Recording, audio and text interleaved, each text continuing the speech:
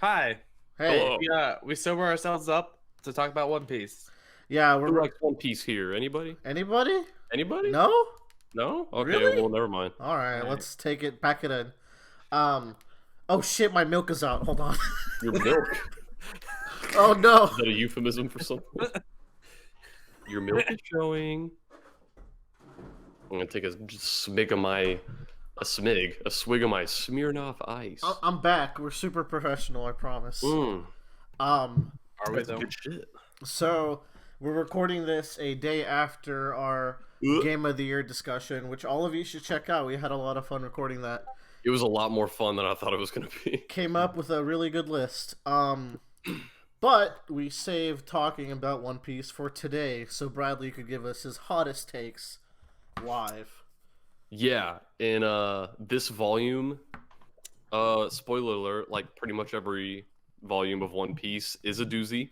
My God. I heard, and I'm really excited for today because I heard this is like one of the first volumes in One Piece where Willer and Joe are kind of have some divisive opinions on it. Is Yeah, that correct? I'd say that's correct. Mm-hmm. Very much so. When we get there, we get there. You will know when we get there. When we get there, we'll say yeah. That's Yeah. a Polar Express reference, the best movie ever made. Actually, so did you know Polar Express it has a TV show now? What? It's by a different name, but it's doing like all the books, and it's apparently doing them justice. Well, damn. So if you're into that, you should check out that TV Wait, Welcome show. to Polar Express cast. Wait, there's a Polar Express series? Yes. Yeah, what the fuck? I thought it was just one book. Oh wait, I don't know, man. I don't know. Do I read books? Do you know me? Yo, I hated the Polar Express when I was little. That's The good. book, the movie, or both? The movie, because every December my mom will like blast the soundtrack in the house for like 20 days straight. I'm sorry you were abused like that. Yeah. All right, 265, yeah? Yeah, so volume 29, I kind of like, so I was looking at the chapter titles in this volume, and it's funny because like several of the chapters are just straight up named like this person versus this person, so you know exactly what you're getting into, and I think that's kind of fun. Mm-hmm. Pretty big staple for later, too. Yeah, but also like the rest of the chapters besides those are all kind of named after like, I guess like performances, Oh, you'd say. interesting. Like there's concerto and suite, serenade and stuff like that. I didn't pick up on that. I just think it's really fun. That I think it's fun when chapters kind of have like a naming convention, but also a lot of the events going on in this volume were like orchestrated or prophesized by the Kami. So whenever anything bad is happening in one of these chapters that's named in this way, I'm like, oh, this is all just like this performance that he's setting up, or he's just having fun with this. Yeah. And I'm probably reading too much into it, but I mean, that feels intentional. I wouldn't put it past Oda. that's just what I like to do. And like that's even more apparent when the last chapter of this volume is named after the Divine Comedy, which is where we get like the biggest oh shit, there's no way we're gonna defeat the Kami. Definitely So- intentional. Yeah, so I thought that was really cool. Bradley, this is bad to have on podcast, but you seem a little bit loud. If there's any way you could turn yourself down slightly. Yeah. Okay, here's what I hate is that like my microphone, I always turn the gain all the way down. Like it can't go lower Okay. unless it's off. All right. We So will. I don't know what to do. We will deal. Joe would just have to speak up to match you. Ah! No, do not do that. Okay. Just gonna whisper. Welcome to the ASMR cast. We're gonna read One Piece today. Okay. You're doing pretty Okay. good. All right. Let's jump into it then. Yeah. So all that being said, the first half of this volume, there's gonna be a lot less like discussion and a lot more just like, hey, this is really fucking cool. The latter half of this volume is when we get to the like big boy shit. Yeah, I got some notes because I read this volume before handing it to Bradley, so it's fresh on my mind as well. Yeah. So chapter 265, first chapter of the volume. It's Robin versus Yama, Mm-hmm. and you get exactly what you paid for. It's Robin versus Yama, and like holy shit, it's really cool. The ending of that fight's badass. Like I don't know if I've said it before, but if I haven't, like I think her Devil Fruit is just my favorite one so far. Mm-hmm. It's so cool, and there's so much you can do with it. It's very versatile. The panel of Yama like getting his like fingers bent backwards by Robin's other hands and her back's facing towards her is one of the mini panels I have on my wallpaper. Yeah, That's what gets Joe's rocks going. there's like that, and then like When she pulls his face up. Yeah. yeah, and like he jumps at her, and she like makes a vine to like stop him, and then like whenever he's on the ground, she makes like a kind of a railroad of hands to just like carry him off the island. I love how she reverses his belt of axe dials in midair, so that way Yeah. he slams it into his own stomach. But I think the notable thing here is that it shows a weakness to Robin's fruit that we haven't heard of before, where she does feel what her hands feel, and she is limited on weight, where she talks about how he's heavy and she can't really swing him around too much because it's a strain on her arms. Yeah, she has like a pained look on her face when Mhm. she's trying to carry him.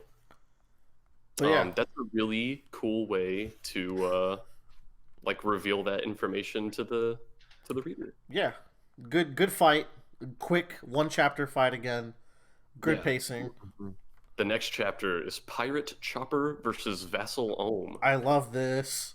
And dude, Ohm is a beast. His challenge, I guess talking about all the different challenges, Challenge of the Iron, I think is really cool. It's so unfair too, though, because it's like It's very powerful. 50%, 25%. He's like, yeah, no one lives here.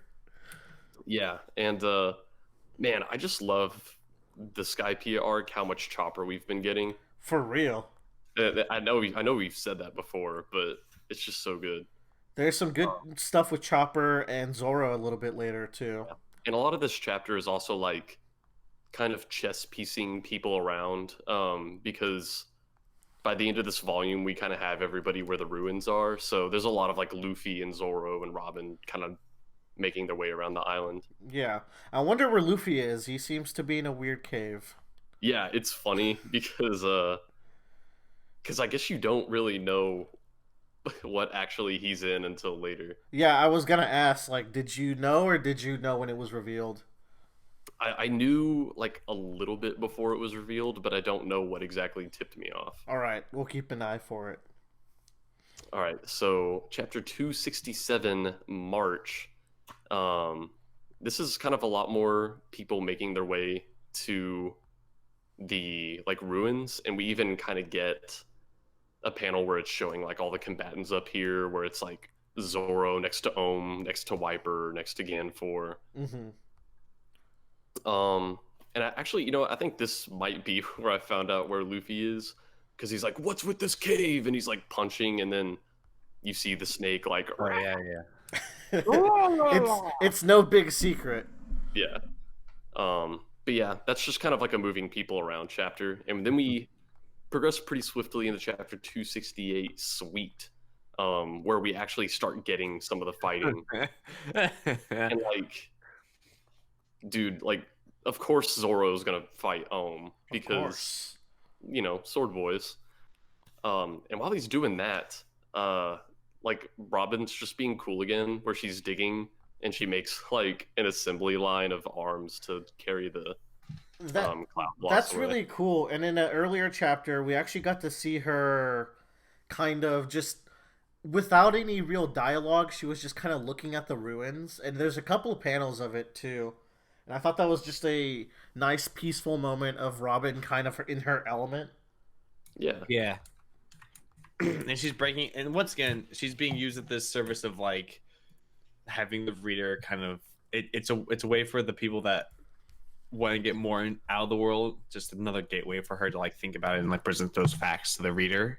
If we could, because we definitely couldn't tell what was happening there. I Yeah. just realized my fucking Google Hangout camera's still on. It's true. I've been looking at your lovely face for a little bit.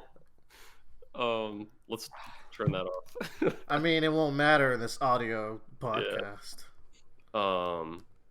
But yeah, no, Robin is like such. It's like a really good tool. She's such a tool.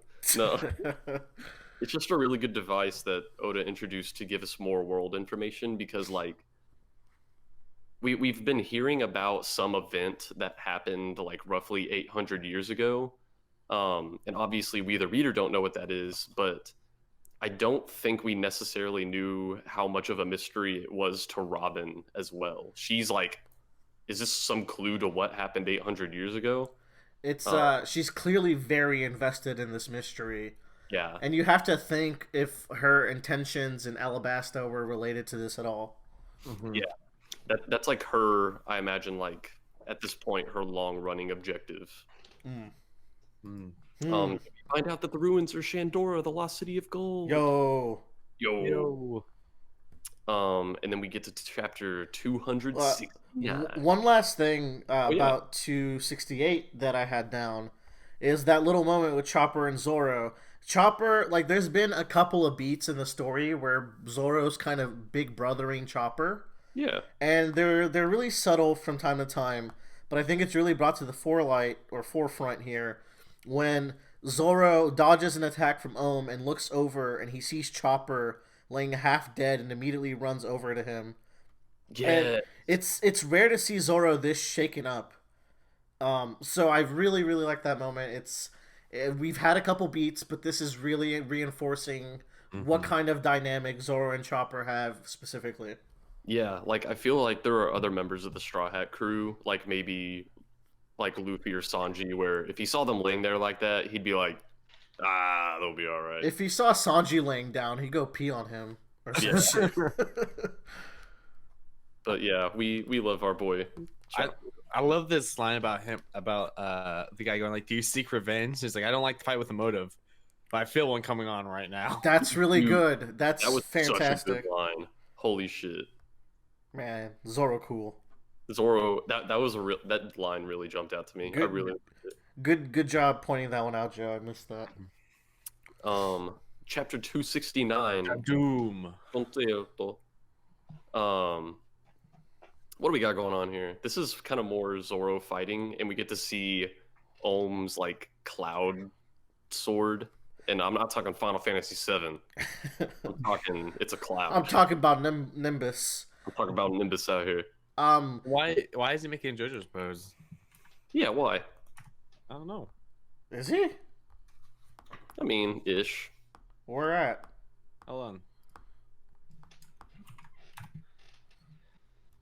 Yeah, posted in the mid-cast chat that none of the people will see. But sure. He's just putting his glasses up. So one interesting thing. Now we've seen all of the 4 vassals' abilities, and they're all cloud ability and dial abilities. Not a single devil fruit among them. Yeah, it's crazy. So that's a nice little mix-up from Alabasta, where I think all of the last 4 groups had a devil fruit user among them of Baroque works. So that's an interesting little just mix-up. Since we're in Skypeia, it's like we're not going to get a chance to use this technology very often.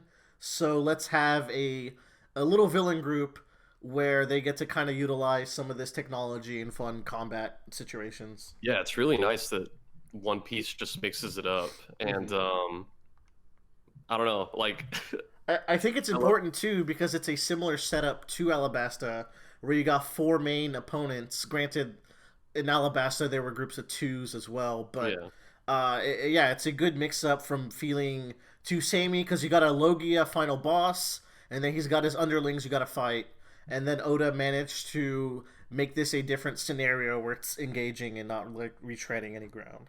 And then it's like even within the Straw Hats themselves, like you have Zorro, who's like the second strongest, and I like that he doesn't need a devil fruit to be relevant. And God, I love Mihawk, and to my knowledge, at least, he doesn't have a devil fruit. He's just really badass. Badass fruit. Willard, do we confirm or deconfirm this now? We don't do anything, Joe. Yeah, we're good. We're good. I'd probably be happy either way because it's fucking One Piece. But I do want to go on to chapter 270. We shall.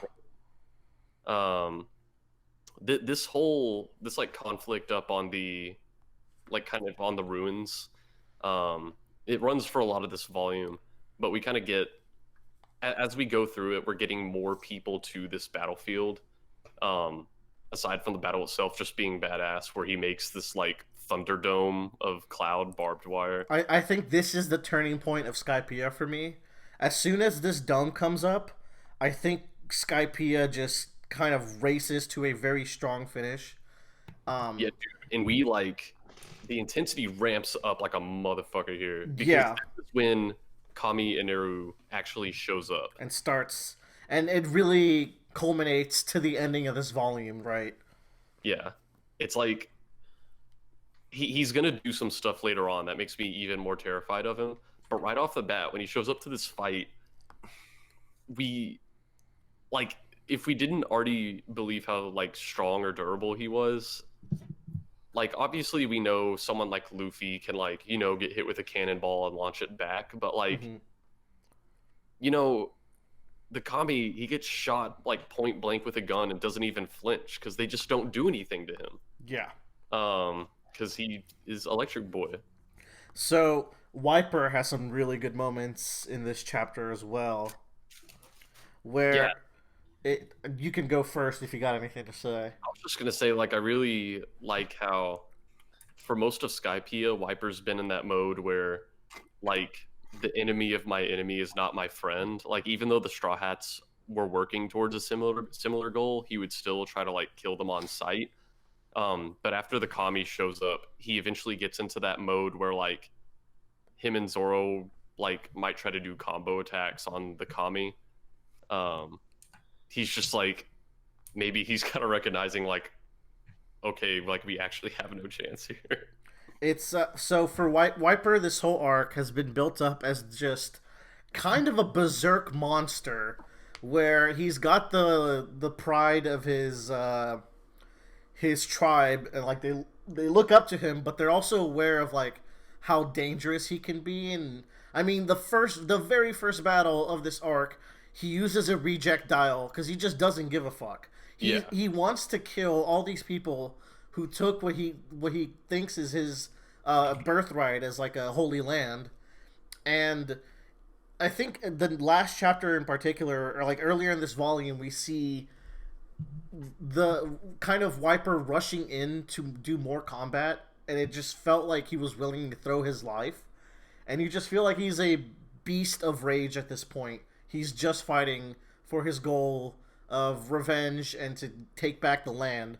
But seeing him just kind of break down as Rocky is about to get electrocuted by Antaroo, I thought that was a really good moment to bring him down to earth, where he's not just about fighting. He has this moment of weakness where he shows how much he cares about his tribe, particularly Rocky, and it's just kind of heartbreaking that he has to watch her get electrocuted.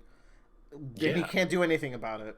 This is like the first time we see him hesitate even a little. Like, out of the 81 combatants that the Kami talked about, we're down to 20 something now, maybe less, and he just, even as people are dropping, he keeps pushing forward. But when we reach this point, and he kind of sees the Kami's power firsthand on his friend, like, this is the part where he's like, fuck. It might have been a wake-up moment where it's I'll win at all costs, even if I have to forsake some pride and team up with these outsiders. Yeah. And kind of near the end of this chapter, we see that Nami and them have kind of rendezvoused with Luffy inside the giant snake monster. Rendezvoused is a way to put it, I guess. Not on purpose. In the next chapter is Pirate Zolo versus Vassal Ohm, which we knew was going to happen when we learned he had a sword. So, you know. Good old Zolo. Sword versus sword, ballerina, everyone's favorite.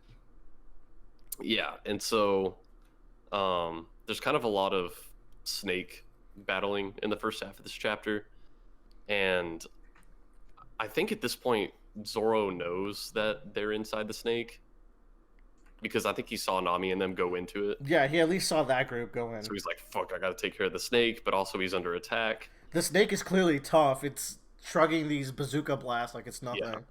Yeah. One part I particularly liked in this fight is later on when he kind of moves on from fighting the snake to fighting Ohm. He puts his bandana on, which he does this occasionally in fights, and that's always like a shit's getting real moment for me. Ash Ketchum turns his hat backwards. Yeah, it just puts me in mind of like early Zorro, like when we first met him, and he wore it much more often when he was just like more like serious, like I'm gonna fuck you up mode. Yeah, it's kind of a mental switch for him. Yeah. So I just think that's really cool. That's a really cool way to like change the mood of the fight.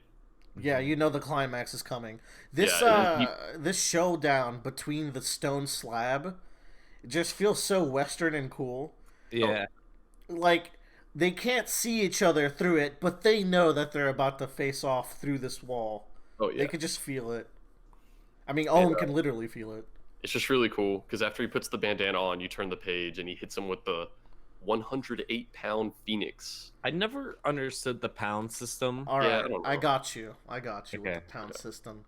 So the pound system is based off of the Buddhist lore / mythology. Something about like 32 sins or 32. Oh my god, I'm butchering this. It's like there's 32, I think, greeds or sins that humans can commit. And then there's 36? Sorry, 36. And then he has 3 swords. So if he's doing a 2-sword attack, he's going to do 72-pound cannon. And that's the naming scheme for that. He's committing incest with each of his swords at once. Yeah, that's sure. That's where you should go with your mind. Every sin. But there's been a gradual build up to this move where the first time he ever did like a ranged move was in Whiskey Peak. He does I think it's called Hawkwave, where it's just kind of like a little shockwave he does by slashing the sword. Early in this arc, he beat Braham with the single sword, and now he's out here shooting triple beams. Don't ask me how he's shooting laser slashes. It's just One Piece, baby. But it's because he has full hearts, gamers. That's sure. Yeah, and that kind of caps off that chapter, and we move into 272, titled Play, and like this is the part in the volume where from here on, like it's just like getting exponentially better. Yeah, stuff gets really good at this point. Yeah, so we immediately cut to big shit where Robin finds a stone with the same kind of text that the poneglyph has. Right. And so we're kind of learning more about the history of this world where the poneglyph must have been here at some point. And she suspects like the Shandians were protecting it. Yeah, like this whole holy city was built around the idea of protecting this piece of history, which is really cool. Yeah, it is really cool. And of course, like that's about all we can know. Like Oda's kind of drip feeding this to us. Yes. So it's gonna kind of be like a long haul type deal. Enjoy your snack, bitch. Yeah. So shortly after she sees that, we see God with an apple. Yeah, the Kami appears right behind her, and I just remembered. I know Oda probably wasn't thinking of this, but I just remember in Death Note where gods of death love apples, and I see this guy who calls himself a god with an apple. I think Oda is explicitly referring to that. Or not necessarily Death Note, but apples and Adam and Eve and God. So, yeah, like apples have like really symbolic meaning, I guess, mostly for Japanese people. Like, yeah. Western, I haven't seen many Western stories that really focus on the apple aspect like this. If you think about it, the Vars is basically a forbidden garden that no one's allowed to enter. Ooh, fruit, with a big plant in the middle. dude, that's fucking cool. That's okay. All right, Joe, you're cooking here. Bro, that's really good. I like this reveal that he's like, oh, that gold, I already took it. Yeah. Yeah, so it's like what they have been working towards for the past like volume and a half. It's just like not even an issue. Okay, so I don't know if this is the exact point at which this comes up, but I need to mention it just in case. There's a fundamental misunderstanding misunderstanding is a theme that was big in Alabasta, and I think it's really even expanded upon in this arc, where Antaroo thinks everyone's here for the gold. But they all have such different reasons. We might have actually talked about it a little bit. We did. We talked about last time how they really do kind of have subtly different reasons. How the man on top only sees the thing as like a one, like just everyone is here for one reason, but everyone else is here for very different reasons entirely. Yeah, and he's like, all he can see, all the worth he can see in these ruins is the gold that he stripped from them. He doesn't even care Robin's really here. But he's like, you're too late. These ruins are worthless. And it's like the stuff that's still here is the most valuable thing in the world to Robin. And it's the most valuable thing to the Shandorians. So it's like he really doesn't understand how much value is still in these ruins, which I think Anaroo's dialogue is very interesting from this chapter on. Like every single one of his lines just kind of shows you a little bit about his mindset versus everyone else's. God, that apple thing is so good. And like this is also the point where I realized how much I like Kami and Aru's power for kind of the narrative, because it's a power that lets him pretty much get wherever he wants almost instantly, because there's a lot of places that are relevant for him to be, and he kind of zaps around between them over the next few chapters, and like it makes sense that he can do that. I mean, what a perfect power from omnipotent God, right? Yeah, it's really good. They bring up a golden bell, which Anaroo knew a bell was here. It was mythicized about, but he didn't know it was solid gold, which that's what piqued his interest there. The bell being here makes Robin think that there's more poneglyphs here as well. And this is an important part of this chapter too that might come back later. Who knows? Yeah. So pretty soon after their conversation, we cut back to Conus and her father, where they meet. Is this one of the wounded Shandian warriors, or is this the angel? This is one of Inaru's disciples. Okay, yeah. So like that should make like his words carry even more weight when he's like, the Commies fucking insane. Remember when we were like, Anaroo's kind of chill here. He's laughing. He's letting people make their predictions, and like, he doesn't care that they're wrong. Mm-hmm. That didn't really do anything for him. Like that didn't anger him. But also, as part of his plan, he just killed them anyways. Like they were completely different incidents, but he had no qualms with just killing his entire staff now that his plan is moving into its mysterious last phase. He's Ozymandias. A little bit. And like this chapter is where we start like casually dealing out death, like we're going to be doing the rest of this volume. Yeah. Whenever Kami's soldier tells them about Kami's plan, Conus's father immediately throws her off the cliff, and I saw that panel. I was like, "What the fuck, dude?" And then, like immediately, we see the beams start coming down. He just knew. Holy shit! He knows how this works, and the first thing he thought of was his daughter. This Kami is terrifying. Yeah, I'll say. We also get to see this dude's son, like in I think next chapter, which is just very sad. Yeah, and it's even crazier because they're not anywhere near the Kami right now. Yeah, he was in the ruins. He's like, oh my god, there's someone leaking information halfway across the island. Hold on, let me take care of this real quick. Yeah, and then we keep like escalating the situation where we cut back to the Kami, and he like sends his electricity up the vine, which like completely shatters the ruins people are battling on and brings them down to him. That's a good ass 2-page spread with the Sengo Smash attack. Dude. Yeah. That looks really good. Yeah. I wonder if there's a colored version. You can look it up.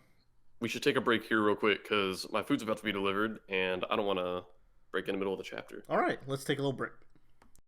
All right, we're back. Bradley has his food, and yet I have my food and I found out how to turn down my microphone levels some more. We should I just think we're redo good. the entire conversation so we can all be at the same level. I know. So we're gonna move on to chapter 273, but we have a new chapter cover story. Yeah. It features everyone's favorite, Ace. It's everybody shit, loves Ace. God, I love him. So he dined and dashed. I'm really excited to see where this cover story goes because they're all fun, and so far I'm pretty sure all of them have like real world implications for stuff later on. Yeah. And like this is also like my favorite character we've gotten a cover story for.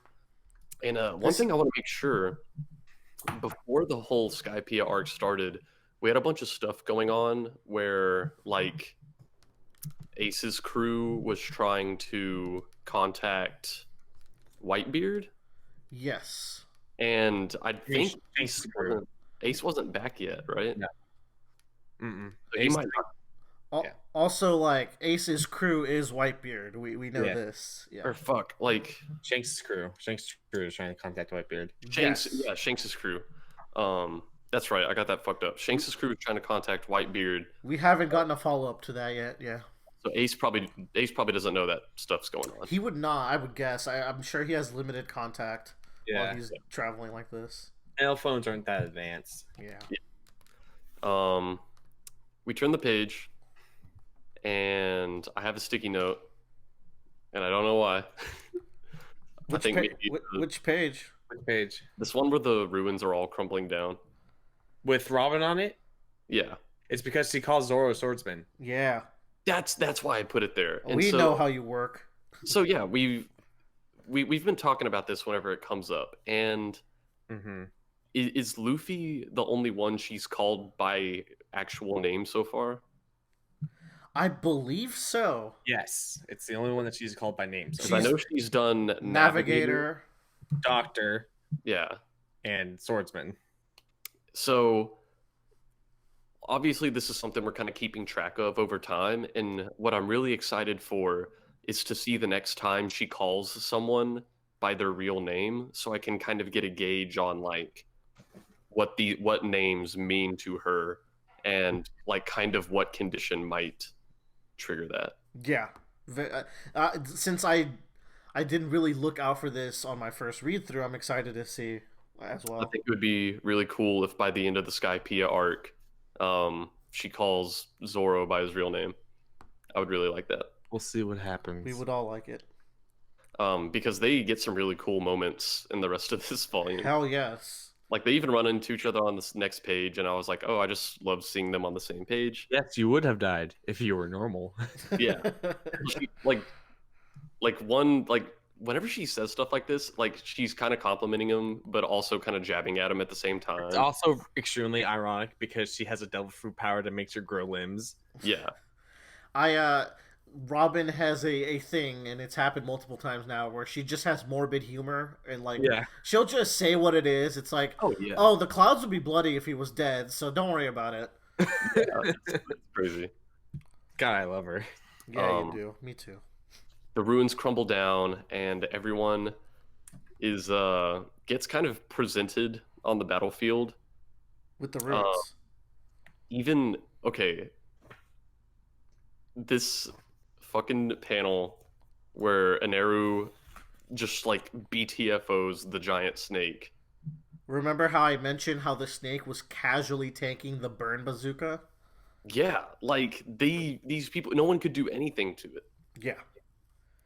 And like it was just it was like a battlefield hazard. Like killing it wasn't under consideration. It's Antaroo's first move. I think it's the first time he shows up all chapter, and he just offs the toughest like defense character in the fight. Yeah. There's a couple of things I want to bring up that we passed. Okay. Wiper's reaction to getting to Shandora is you can just tell how he's in disbelief that this day even came. Yeah. Also, maybe that it's not quite how he pictured it. You can see as he's looking through it, you kind of see these ominous, just two little panels of him just kind of looking at different spots of the ruins, and they don't really look like all that. Yeah, they're ruined, you know? Yeah, and interestingly, even the snake's kind of happy. It's having the time of its life right now. From landing in these ruins for some reason. Yeah, and the snake has like a title, and I think it was like the ruler of the skies or Yeah.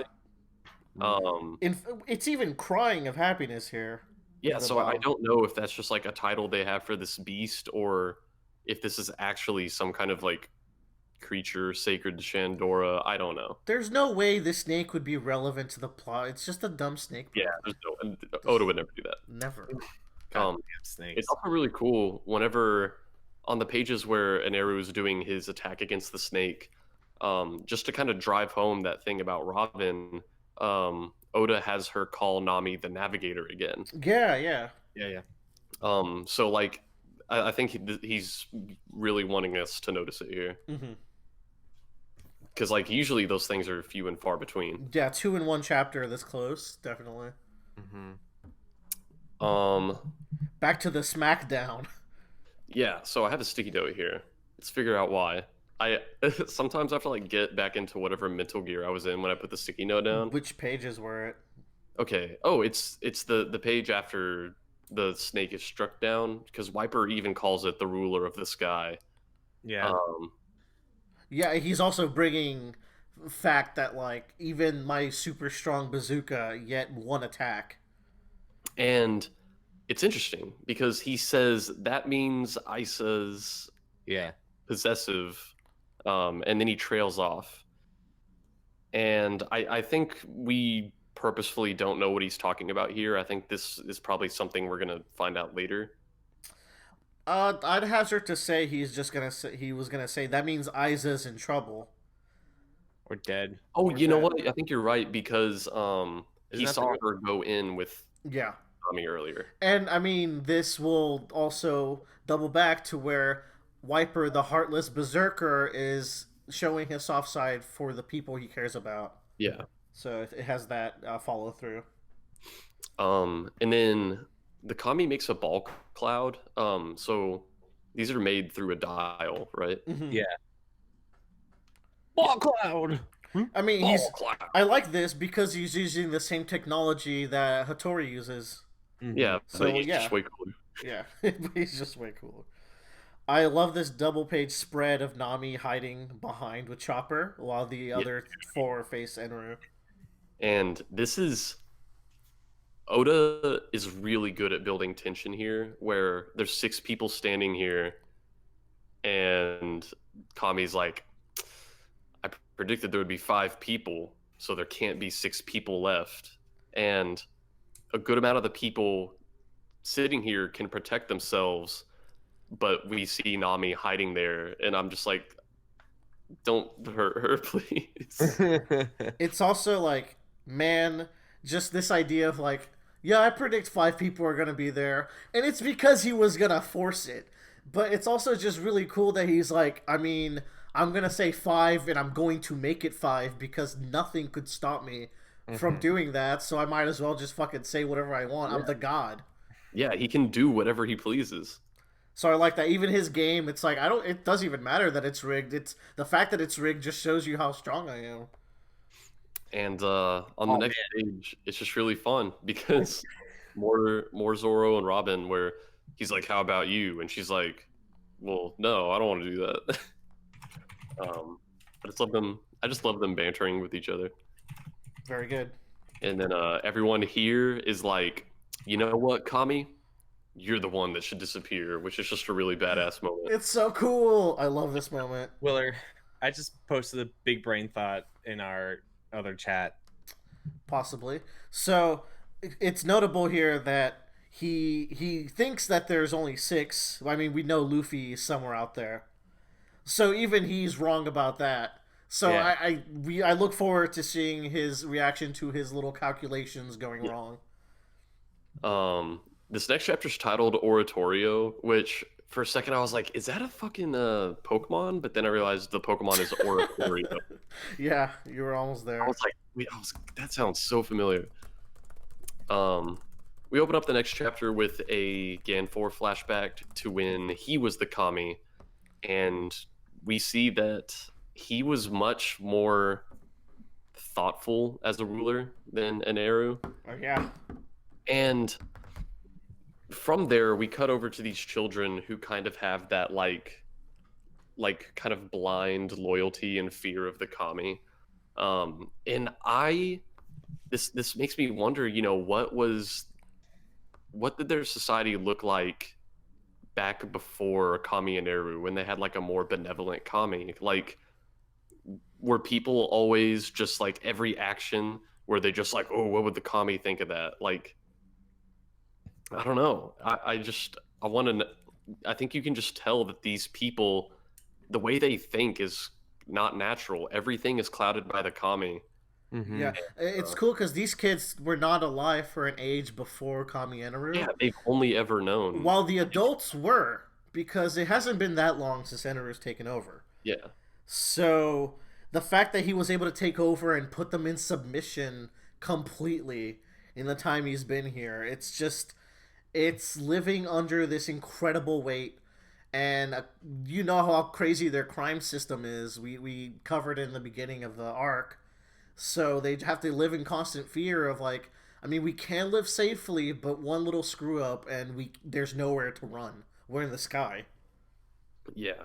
And like, dude, this next page is so tragic for 2 reasons. Like, one, this kid talking about his dad, who is the Kami soldier. You know, his friends are like, I hope you get to meet him soon. And we kind of have that dramatic irony where we know that he's dead. Yeah, and that's so getting like hearing I hope you get to meet him soon is just like really tragic. Also, he's a great man because he was chosen to serve the Kami. Oh man, that's rough. And then now Conus is on this mission to like warn everybody that the Kami's gonna have like potentially kill them all, but we just saw on the previous page that like, is anyone even going to listen to her? Because now everyone's going to be turned against her because she disobeyed the Kami. Yeah. So I'm like, man, they need to stop this motherfucker. Oh, there's so much good stuff in this chapter for me. And then like all this dialogue from Antaroo is S tier. It's so good. Mm-hmm. So he's kind of talking about he kind of reveals this plan that he wants to return the island to the Blue Sea. He wants to bring it back down out of the sky. And we kind of learn about what kind of person he is. I think we tried to talk about this with every big villain in One Piece, where One Piece is very much like a clash of ideals. So we like to kind of identify what the ideals of a villain is. And Kami and Eru has like a very defined idea of like the way things should be, kind of like a natural hierarchy to the world, and he wants to enforce it. And that hierarchy includes him on top. People have their place and things have their place. And he wants to return it there, even if, you know, that comes at the cost of lives. I think his wording is endlessly interesting here. To follow like the through line of his little monologue here, he says there's something fundamentally wrong with this country, and he talks about returning to a state of where things belong. He says there's a land called the Endless Vars, which is where he believes he belongs, and it's a paradise that he seeks. And he mocks them for fighting over a little tiny speck of land, which this land means everything to the people fighting for it. but to him it's just a tiny speck. He's got grander ambitions. So that's again it's reinforcing this different way that they view this conflict completely. So, and then he gets into this little speech, which is my favorite part here. You are not clouds, but you were born in the sky. You are not birds, but you live in the sky. The foundation of this country in the sky is unnatural. Land is the place for land. Humans have a place for humans. The commie has a place for the commie. Each person has a place they must return to. He says, "All hearts return to darkness." Basically, but this is such a cool motive to give a villain who's going to be a megalomaniacal god figure, where everyone has a place to return to. It's just nature, and I'm the god. I have a much greater place for me to return to, and you guys should stay in your place as well. Yeah, like this whole speech he gave, I put sticky notes all over it, and I fucking love it because the part where he's talking about humans have a place for humans and the commie has a place for the commie, it put me very back into one of the mindsets I was in during Arlong Park, where for Arlong, humans being subjugated to fishmen it's just natural. He doesn't see anything wrong with treating people the way that he does, because he's like, to him, fishmen are people, but he's like, humans aren't people to him. Like, they just naturally have a lower place than fishmen. And the commie's kind of there too. He's like, in his mind, he has the right to do the stuff that he's doing. I think what's fascinating about Enru's point of view compared to Arlong's is that Arlong subjugating humans has a direct benefit to him, but Antaroo doesn't even care about the upper yard. Yeah. He doesn't. The only thing he cares about here is where he has to return to and putting humanity back in its place. He has no benefit except that he'll sleep better at night knowing that everything is where it should be. And I think that is so incredibly cruel, and it just makes him even scarier and more interesting than just a bad guy who's bad for badness sake. It adds this weird psychotic layer to him that I find really interesting. It's like, I got the vibe that, like, all these people on this land, like, it's not that he wants them to die over the course of this plan. It's that he doesn't care whether they live or die. Like, he just wants the plan to go off. Yeah. And like, man, I just really love the moments like this where we learn what the villain is all about, because that's so much of One Piece, of Oda's like own admission, is that it's about like these clash of ideals. And it's really interesting to look at these motives at the end of the plot line whenever we get to the end, and then seeing how they fit into the theme of each arc, because each arc has a very strong theme, like friendship and bonds in Alabasta, and we'll get to talk about the themes here at the end, but it's just something to keep in mind. I love Gann Ford's reaction to it. He's appalled at this mindset. Like, this is a world of humans, and he knows what we know, that Antaroo is a human. He is a human just like us, but he's elevated himself in his own head. Yeah. Big ass head. And dude, so this next page, what was the town of pirates that they came to before Skypeia? Mocktown? Yeah, ever since like the first few pages of Mocktown, I've been noticing like One Piece getting like just a little bit darker and darker. Like, when they get to Mocktown, like a guy gets set on fire and thrown out of a window, and I'm like, Jesus Christ. Yeah. And like, we keep getting a little bit more like fast and loose with that. And because like 2 chapters ago we saw Conus's dad like casually get obliterated, and now like without even like thinking about it, he says it like it's such a casual conversation. Kami admits to killing 650 people. Yeah, he's like, I explained it to them and they rebelled against me, so I killed them.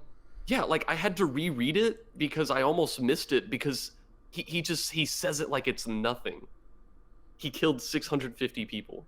Are you the Lord of Evil? Like, this dude is just batshit crazy, and I love Gann Ford is such a good character. I really underappreciated him when I was younger, but I feel for this old man. It is. Oh man, like this whole chapter, because like I went through most of this volume pretty quickly because it's just the fighting, which is always I always enjoy it. But these are the moments that we read One Piece for. Yeah, Like holy shit. and you like in a couple pages you see that Gann Ford really wasn't comfortable with them even working for Antaroo. He's like, these are my followers, and now they're all dead. So you get this idea that this Gann Ford has worked with these people for decades. Yeah. Easily, right? Because, I mean, he's probably been the god for a while before Antaroo shows up. So, and now they're just casually in like 2 panels mentioned to just have been wiped out. Yeah. And then we turn a few pages and like this commie, this man who can like casually wipe people out from like across the continent, like just point blank on Ganfor's head, hits him with 20 million volts. Ivari is such a cool looking attack. And Love man, it. like if Antaroo wasn't already like the most terrifying villain so far to me in One Piece, he is now. Yeah. Like holy shit. He's about to go to work. Yeah. And he to him, of course, he loves this because he's like, oh, now there's only 5 of us. See We how did it. right I was? You all get to come with me. Yeah, and this is kind of more playing into his mindset of like there are places that things and people belong, where he doesn't immediately go into like, oh well, I'm gonna kill all of you. He's like, no, you made it this far, you're strong, you're survivors. He's like, you belong In on Godland. the land that I'm going to be ruling. His reaction to Robin saying she will refuse is really good. This chapter has too many good Enru moments. Yeah, he's like, he doesn't understand. He's like, why would you refuse? He just, yeah, it cannot register in his mind that these worthy people who made it this far don't understand that they have the opportunity to go where they belong in the Godland with him. So, I mean, if you refuse, he's just gonna wipe them out. And we've had we've pointed out stuff like this with past villains. I know we did it with like Crocodile versus Luffy, where they'll be like clashing their ideals against each other. And like Crocodile had a moment where he was talking to Luffy where he just can't understand where Luffy's coming from, because to him the way he does stuff is so natural. And to Kami and Eru, he's like, why would you not want to come be like with me in the Godland where you're strong? It's interesting comparing the two as well, because Crocodile was coming from a place of experience on the rough seas and looking down on who he thought couldn't make the cut. Anaru's coming from a huge place of delusion. So they're reaching these points of contrast with the protagonist's points of views in completely different ways. And Robin gets shocked here, and Yeah. this is a lot scarier to me than when I see someone like Zorro or Nami get hurt, because just knowing what I do from like pop culture, I guess, or like just being around anime related things, like I know for a fact that Nami and Zorro aren't going anywhere. But I actually don't know that about Robin. I don't know her full place in the story, or if she's always around. Here. So whenever I see her get hurt, I'm like, oh fuck. So I don't know. Yeah, and she's getting fucking hurt. Yeah, like this is big. Oh man. And then we move into the Divina Commedia, Divine Comedy, which we talked about at the beginning of this segment. That I just think that is such a fucking cool chapter name for this volume. Especially, yeah, it's especially how this ends. But Zorro catches Robin. Yeah, dude. This is big. One, Everyone loved this. It's so good. one Zorro is getting bonus points with Joe here for catching Best Girl in her time of need. But two, this chapter has hit so many beats of Robin and Zorro, and Yeah, it is just like boom, boom, boom. and it's all led up to here. It's so well done. It was spread out perfectly. It was never super in your face, and then you just get this moment where like he silently shows his care for a crewmate, one that he may not 100% trust yet because Zoro is so untrusting, but one who just fought with him, fought side by side against Antaroo, and I think that's a way that Zoro will bond with people. So it's just a really big moment to see him catching her like that. Yeah. She's a woman. Yeah, Zoro. I didn't know to what degree Zoro like held that like traditional like don't hit a woman thing. I don't know if like how I don't know. I didn't know he was like that like a traditional like chivalrous guy. You can keep that in the back of your mind. Yeah. I like how Antaroo's just like, yeah, I saw.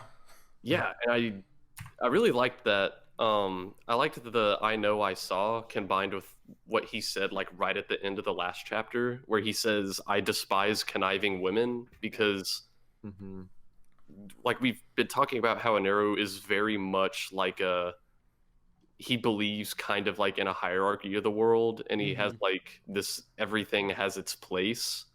And if he has like that very like old-fashioned view of the world, like I could believe Antaroo like believes women as lesser than men, where he's like, oh, I hate conniving women. So he just doesn't really care. Of course, I don't think he really cares about talking to anybody. I don't think he cares about gender too much. Just I mean, also knowing like some later stuff, it's more like I feel like the conniving word is very important there. And right before he does that, he says, "You are shallow," which is funny coming from Antaroo. Yeah, because he's like the most. I think it's really painting that he's looking into her personality and not liking what he's seeing at all. And then we pretty much go immediately into trying to fight Antaroo, and I say trying because like it's not gonna work.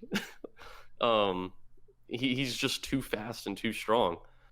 Until well, actually, I'll get to that in a second. Fucking, I put a sticky note here, and I don't know why. It's where Antaroo's talking about like for humans, death is their ultimate fear, and he steps on Zoro's head. I don't know. Maybe it was just cool dialogue. Creatures are made to bow down to the face of terror. I mean, this whole monologue, aside from talking about his worldview, he's talking about how kami means fear. So I think this is doing a really good job at instilling fear into the main characters and also the reader, because he's just going one by one. And he's like forcing Zorro to bow down to him. So I think he's being a really good embodiment of fear, which if we go by Antaroo's definition of fear means he's being a really good embodiment of kami or God. And then but it's also just another thing is that's how he instills fear on like the rest of his like whole island is that he just kills whoever even like it like the thought of like going against him, he just immediately kills, you know. There's no in between for him. It's like he's all or nothing when it comes to it. But at the same time, he's been killing all these people throughout the entire arc here, and there's still people defying him, so he's still wrong. Yeah, good point. And then, guys, we get one of my favorite page turns in the whole story so far. Wiper gets point blank on the commie, and we turn the page, and he says, "Do you know what a sea prism is?" And Oda did so good at making the situation against Antaroo feel like 100% hopeless that it made me forget like sea prism stones even existed. It's a 100% flip because as soon as it doesn't matter if you're a god, if you have a devil fruit, you're going to get bodied by sea prism stone. Yeah, and sea prisms just feel like they feel like kryptonite, but used narratively better to me because of how rarely it's used, I suppose. And I mean, devil fruits all have this inherent weakness, and it's not just one man. Like, Yeah, everyone. It's on the table all the time. It's on the table all the time, and this is the sea turned to stone. So I think it's a cool, and also the world needs it to function at all because like, how do you send Antaroo to prison if you catch him or something? Yeah, or Crocodile, or whoever. Yeah. It just had been long enough that like I forgot this was even an element on the table, and then I turned this page and I was like, oh my god! And then like even Antaroo was like, whoa, oh my god, I get some of my powers. Relax, buddy. And Wiper uses the reject dial, and for a moment, time, I was actually really, really hopeful because, like, I don't know, an arrow goes down, and considering Skypeia has had like faster pacing than most of the story up to this point, I was like, maybe it's conceivable that he actually kind of did incapacitate him. Oh, Bradley, Skypeia starts next volume, you fool. Oh, yeah. And, it has as much content as the last 2 volumes in one. Yeah. And then Antaroo does the it's pretty fucking cool. He like defibrillates himself with the electricity. And then he closes with fear is the commie. Woo! All right, Joe, let's do this. I don't like it. I love it. When we say it, do we mean like The just these defibrillation. chapters or what? The defibrillation that he does to himself. Oh, okay. The reason being is like, I don't know. It feels because of the sea prism stone, and it's really early to like these are introduced, so we really don't know like the full like sorry, not early that they've been introduced, but it's been the first time I think ever where we actually see them be used in like actual combat against someone. Yeah. Because we don't see Smoker use his baton against Crocodile throughout the entirety of the fight, so we don't know what that looks like. He uses it on Luffy, but yeah. Yeah, but it's kind of whatever because Luffy isn't Logia. They're one is, you know what I'm saying? Yeah. So it just kind of like I don't know. It just seems like rather quick that he can just regain all of his powers immediately, especially when he's just like kind of dying there, But I mean, the way they do work is as soon as you're not touching them, you do get your powers back. Right. And right. I could picture this guy just being like, you know what a god would be cool if a god could do? Revive. And then he just trains himself to subconsciously Jesus himself back to life. I think that's so cool, and it's such a roller coaster of emotions because it's hopeless, and then it's the most hopeful ever because Sea Prism. But as soon as the shot connects, he's not touching the Sea Prism anymore, and Antaroo had one last trick up his sleeve. And I think it's a really crushing way to end the volume. Yeah, I think, but he's also unconscious, and it kind of just ruins that part. I don't know. I just like the only thing that like maybe I thought this was really cool. The only thing that maybe got me on the fence is like I didn't know if he was actually 100% unconscious or not. Because like if he was totally unconscious, I'd be like, okay, that's kind of bullshit. But like if he's even like a little bit still there, I'm like, okay, this is fine. Keep in mind, Crocodile and Antaroo, but Crocodile talks about it, trained himself to reflexively dodge anything. Actually, you know what? By turning to sand. He doesn't even have to think about it. Even if it's an attack that he couldn't see, he could just feel it at the last second. Yeah, like air pressure or some shit. And his body would turn to sand as he just trained himself. So I'd like to believe that someone like Antaroo, with such a powerful fruit, could subconsciously have this trick up his sleeve. Maybe. I still don't like it. But that being said, I think the rest of the arc is great. For this episode of Roundabout Cast, the role of Bradley is played by Joe. I know.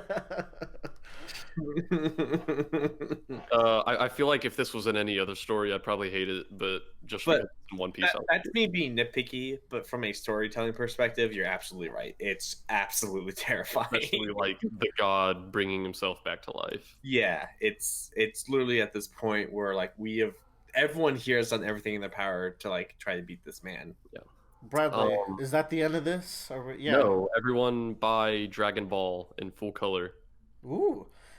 Bradley, you cannot you straight up cannot predict the curveball that's coming next arc, or sorry, next volume. Excited. Ever since you were right, like ever since that, like the cage came up, since the rage in a cage, the hell went up.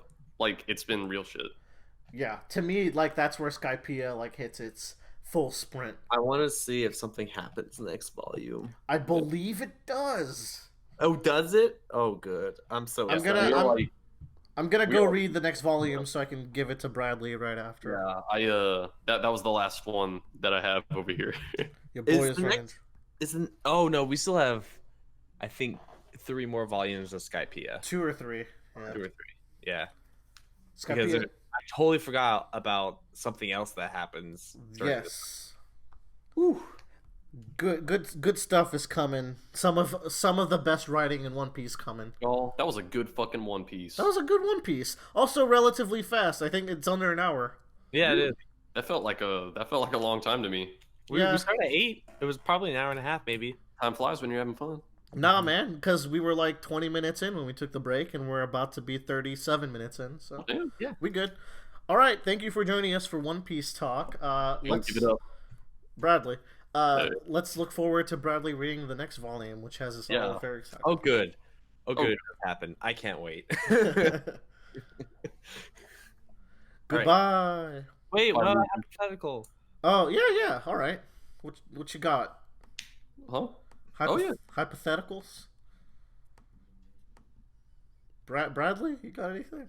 No, you know I don't. What happened to you, man? I used them all. You used to be Commie. For the past several years, I used them all. Oh my god. Okay, you gotta have something next time, or else. Okay. All right. Okay. You have to turn into a soda. What do you turn into? Ooh. Take note though. If you get drunk, you die.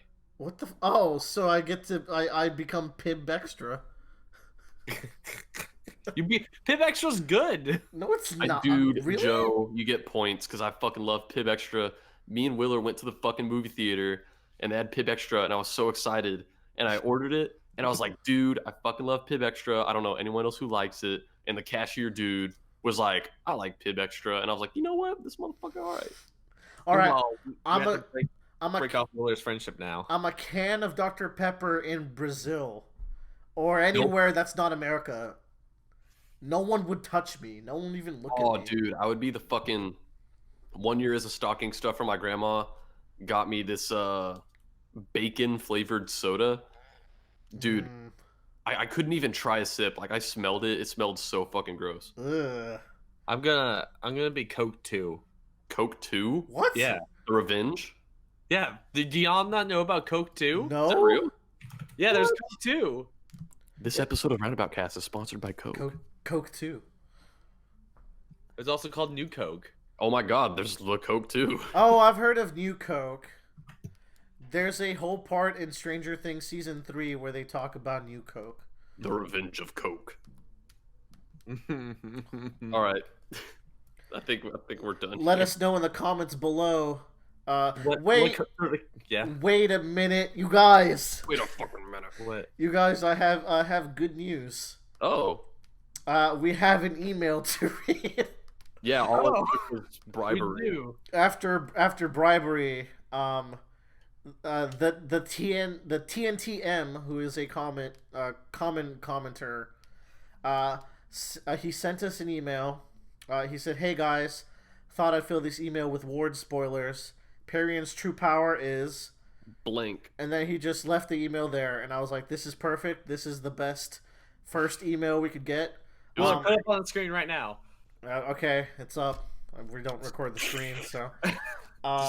Just block out his email address so that he doesn't get spammed for any reasons. You can't see the screen, so what do you mean? I'm saying the editing process. Oh hell no. So I bribe people with access to our Discord. We'll open the Discord soon, and we'll give Mr. TNTM free reign for like the first few days, and then it'll be just us awkwardly, 5 of us, talking about I guess Worm. He can see the weird stuff we post in the midcast chat, like the fucking was it Joe or Tyler who posted like the version of the merry-go with tits? What? That was Tyler. That was for sure Tyler. Okay. Yeah, nice save, Joe. Yeah, without context, these must be baffling.